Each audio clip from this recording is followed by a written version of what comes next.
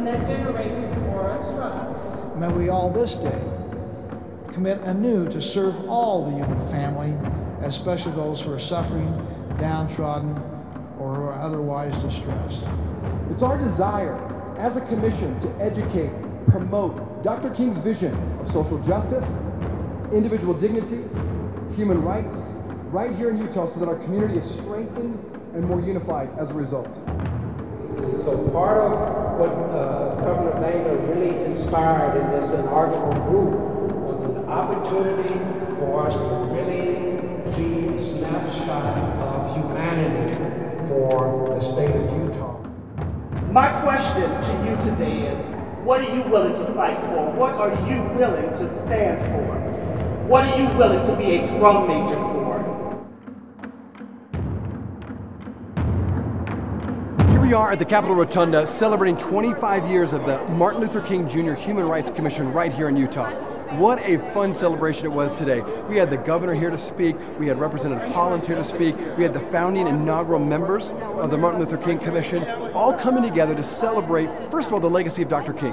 You know, his vision for equity and diversity and human rights. We want to keep that dream alive. And so we challenged the people that came together, and it was so fun to see so many of the next generation here. A lot of schools from across the state showed up, were listening to the speakers, and it is our hope that everyone who left here today was inspired to be drum majors for justice, as Dr. King used to say, in their communities, in their nonprofits, in their churches, in their homes, in their neighborhoods, in their schools. So that's why we celebrate 25 years of really honoring what Dr. King stood for so many years, and the reason why he was an inspiration for people across the world is because of the vision that he had of elevating all of us and remembering that we're all humans at the end of the day, and human rights and honoring the dignity of every individual is so important.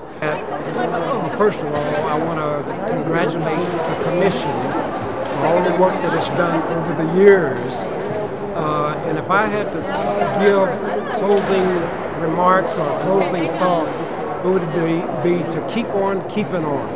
Keep on keeping on, because the next few years are going to be challenging, but I think that we have new talent, we have new leaders, we have new visionaries, and I think that it's going to compel the King Commission to be able to step forward and meet the needs of the state of Utah.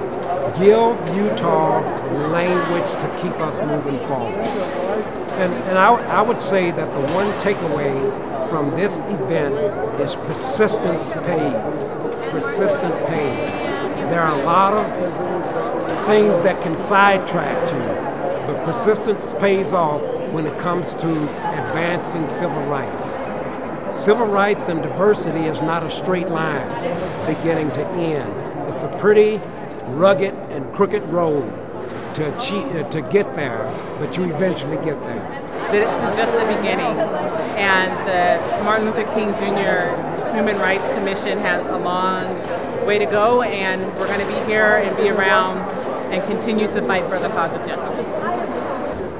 Today's event marked another one of those pinnacle moments in our work and movement toward justice, equality, and I think bringing us all together to pursue the dreams and aspirations of Dr. King, those things espoused by him.